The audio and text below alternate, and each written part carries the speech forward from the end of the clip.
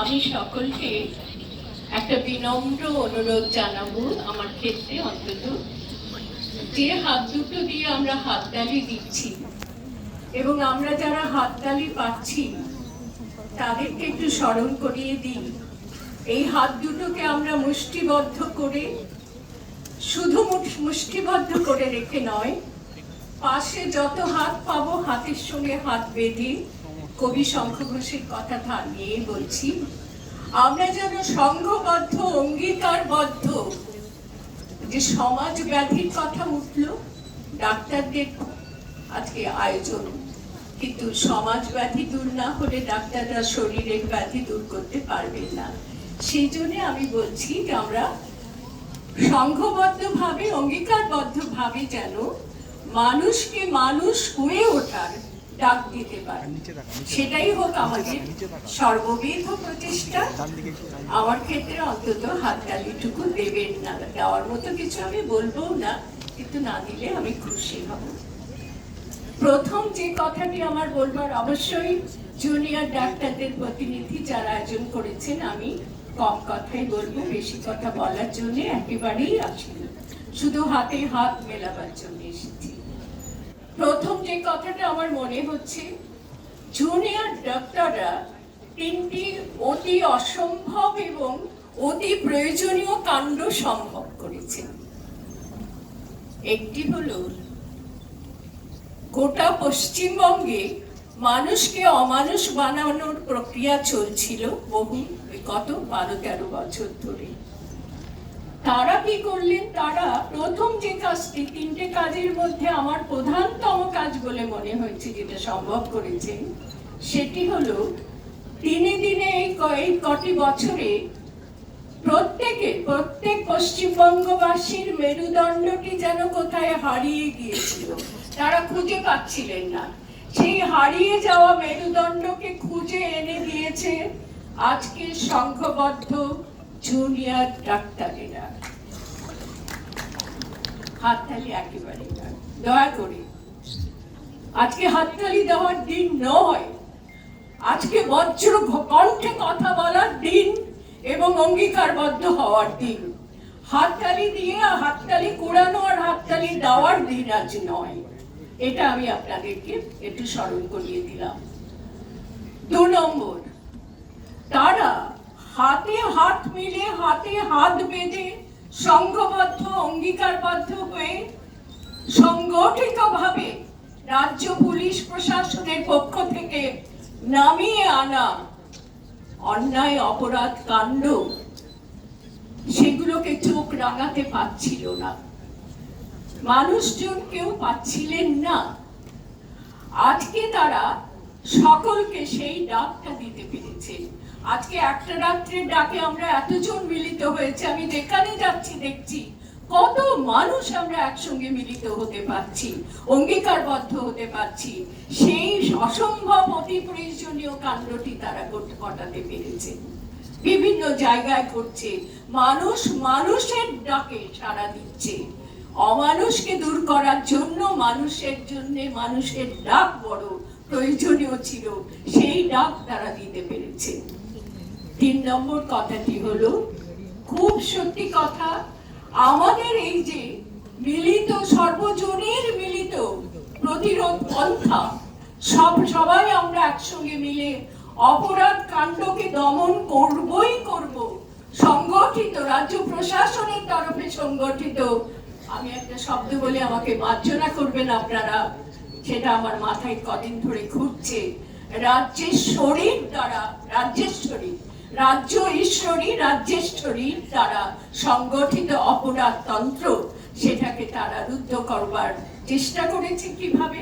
এটা করতেই হচ্ছে। যেন রাজনৈতিক, সবসময় দেখবেন কলহ মুখর, সবসময় ঝগড়া করে রাজনৈতিক দলগুলো, লক্ষ্য করে দেখুন, দ্বন্দ্ব করছে, কলহ করছে, ঝগড়া করছে, গালাগালি দিচ্ছে, অকথা কুকথা বলছে, তাদের যেন আর কোনো কাজ নেই। এই রাজনৈতিক দলগুলোকে দূরে সরিয়ে মানুষ সংঘবদ্ধ হতে পারে এবং হওয়ার ডাক তারা দিয়েছেন।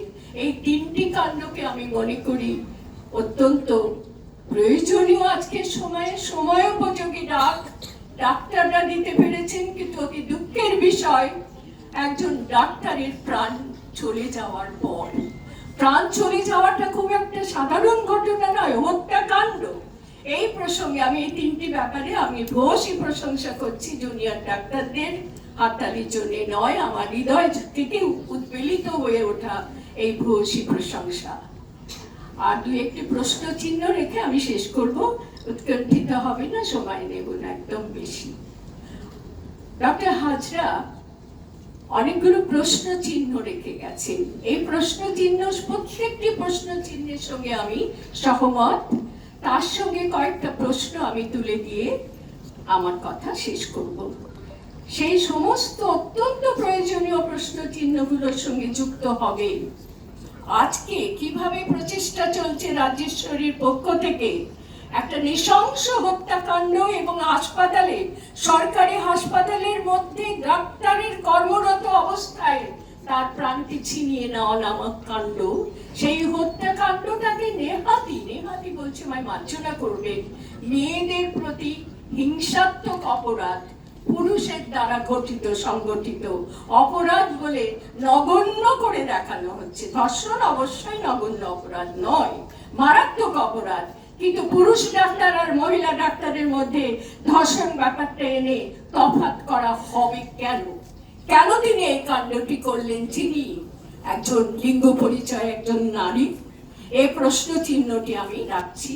তিনি শুধুমাত্র ধর্ষণ এবং সেই ধর্ষণ ব্যাধি মোকাবিলা করার জন্য একটা বিল করছেন।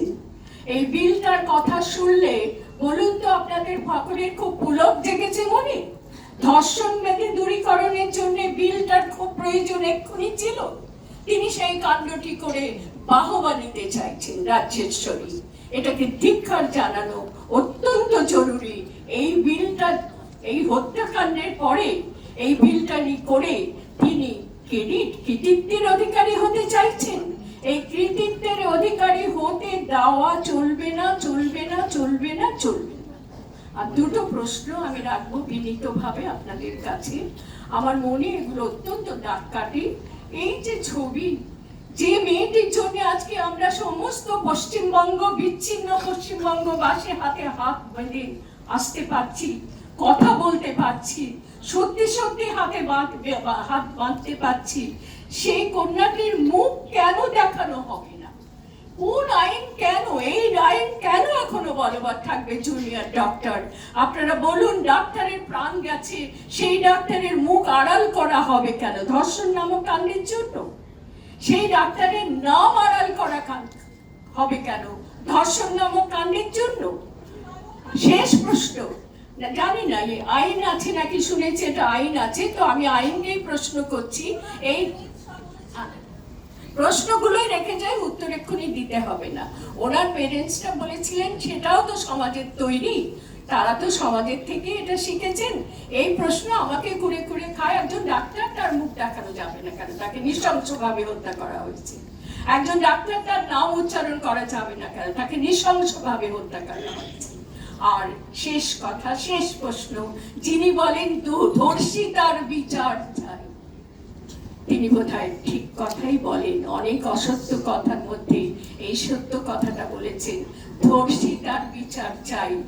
ধর্ষিতাই যদি ধর্ষিতা হয়ে থাকেন, আমি সেটাকে গুরুত্ব দিচ্ছি না, আমি এই ডাক্তারের জন্য বিচার চাই। পুরুষ নারী কথা নয়, ডাক্তারের জন্য বিচার চাই। উনি ধর্ষিতার বিচার চাইছেন, ধর্ষিতাই বোধহয় তাকে অত্যন্ত অসুবিধার জায়গায় ফেলেছেন, তাই ধর্ষিতার বিচার চাইছেন।